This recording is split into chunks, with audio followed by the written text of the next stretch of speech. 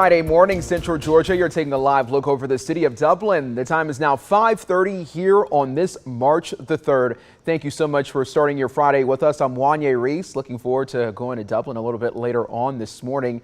But no matter where you're going, Alex, it seems like you're going to be competing with the wind today. That is right. And it is not just in, this neighborhood or that neighborhood. It is going to be all across Central Georgia through the afternoon as we roll into this Friday. Looking live over Lawrence County, our temperature is cooler this morning thanks to the rain we saw yesterday. Generally speaking, mid to low 60s. The only exception, Eastman, checking in at 59 this morning. But today, another severe weather day. We had a level 4 in place yesterday, areas out to the west. Today, a level 3 to the north. This is going to be northwest Georgia, northeastern Alabama, on up through Kentucky. However, down here into central Georgia, say from Hancock County down through Macon and Taylor County, areas to the north and west, a level 2, a level 1 elsewhere across central Georgia. The threats for damaging winds, the potential for a brief spin-up tornado, and heavy rainfall, of course, across the area. We are quiet right now, but up to the north and west, we are looking at flash flood warning galore over parts of Arkansas on up into Illinois this morning. But it's this line right here that we're going to be watching move towards central Georgia through the morning hours and into the afternoon. So for today, looking for 80 degrees, the potential for a storm, gusty up to 50 miles an hour. But I'll show you why this is not a slam dunk coming your way here in just a moment. Thank you, Alex. A teen is dead and her mom is in critical condition after an overnight fire in North Macon. At around 2:30 this morning, we learned about the fire at the Element Complex on Riverside Drive. One of our reporters sent this video of firefighters working to put out the flames. Deputy Bibb County Coroner Ronnie Miley says 17-year-old Shatera Capuz did not make it out. He pronounced her dead just after 3 this morning. He says an ambulance took her mom to the hospital in critical condition, and they are working to get her stable enough to send her to a burn unit in Augusta or Atlanta. This is a developing story, and we'll keep you updated on air and online. This morning, a man is in jail after investigators say he strangled a woman to death in 1989. The Monroe County Sheriff's Office announced his arrest on Wednesday. We had to do genealogy DNA, which was very time consuming. This case was reopened in 2019, and it took us 4 years to actually get where we are today. The suspect is 59-year-old Larry Paget from Indiana. Monroe County Sheriff Brad Freeman says he's a truck driver who they believe picked up Mary Wilfong, sexually assaulted her, then strangled her to death. Wilfong was found in the woods near the Johnstonville exit off of I-75. Freeman also says neither Wilfong or Paget is from Monroe County. John Kerry Biddick was the county sheriff back in 1989. He says Monroe County didn't have a lot of homicides during that time period. I was sheriff 35 and a half years, and so that happened over the years off and on. The interstate brings good stuff and it brings bad stuff too. The current sheriff, Brad Freeman, says Paget has no criminal history. He's being held in Indiana until they can extradite him to Georgia. Well, Central Georgia reality TV star Alana Honey Boo Boo Thompson was a passenger in a car involved in a chase with Monroe County deputies Tuesday afternoon. The 17-year-old was riding with her boyfriend, Draylon Carswell. He and a passenger were charged and arrested. 21-year-old Carswell was charged with DUI, drug possession, and following too close. Deputies ran the tag of their Dodge Charger, and the car's owner came back as wanted. The deputy tried to make a traffic stop, but the car led them on a chase. Honey Boo Boo does not face charges as a passenger in the car. It's 5:34. Getting you to your state news. This morning, a man is in jail for the deadly shooting of a Clark Atlanta University baseball player. Police announced they made the arrest yesterday in the death of Jaton Sterling.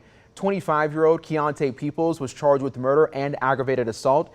Deputy Chief Charles Hampton Jr. says Sterling got into a vehicle and had an argument with the person inside.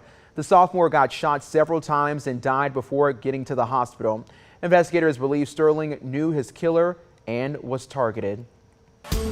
Well, closer to home in Houston County, the future looks bright for the region's top employer, Robins Air Force Base. The 4 missions that are coming to Robins are huge for this base, huge for the national defense strategy, and I can say all 4 of these mission sets are going to play a major role in our national defense, probably 2035 and way beyond that. I mean, some great news. During yesterday's State of the Base briefing, leaders said out with the old and in with the new. That includes 4 new missions with upgraded technology. They're also looking to hire mostly folks with degrees in computer science. We're taking a look at the Air Force Base by the numbers. Its fiscal report from 2022 shows their workforce is more than 22,000 strong. That includes 14,000 civilians, 5,400 military members, and 2,800 contract employees. The base contributes just under $3.6 billion to the Georgia economy. Well, over time, Warner Robins neighborhood watch programs have dwindled for several reasons, but some people in the International City and the police department want to give them some new life. Out in Warner Robins' Pleasant Hill neighborhood, neighbors say they watch out for each other. Even though neighborhood watches aren't a new idea, Louise McBride says when she moved, it wasn't a thing. Now she's the captain of several neighborhood watches. Despite the need for extra eyes, neighborhood watch groups are decreasing, and the police have noticed. I had 2 seniors to move out of my neighborhood because they were frightened. We had 2 drug houses in the neighborhood, and they were frightened, and I understand that. They moved to assisted living. But that's why we try to work together and keep our neighborhood up. Warner Robins has at least 15 active neighborhood watch groups, but they'd like to see some more. Officer Greg Martin says if you're interested in starting a neighborhood watch, you can reach out to him. His number, it's 478-302-5378. That number again for you, it's 478-302-5378. 5:37, Jones County High School students, you get to stay home for a virtual learning day. How sweet is that? It's to allow students and faculty to support the boys basketball team as they travel to the University of West Georgia for the Final Four match this afternoon. That game is at 4, and it's the first time the boys have reached the Final Four since 1978. Our own Marvin James will be at the game. And this evening, Dublin's Pig in the Park Barbecue Championship kicks off. It starts at 7 tonight with music, food, vendors, and kid events. Tonight you can see DJ Dustin Underwood at 7 and Dusty Martin at 8:30. And tomorrow, barbecue judging starts up at 10 a.m. Chicken must be turned in at that time. Pork ribs turned in at 11:30 and pulled pork turned in at 1 p.m.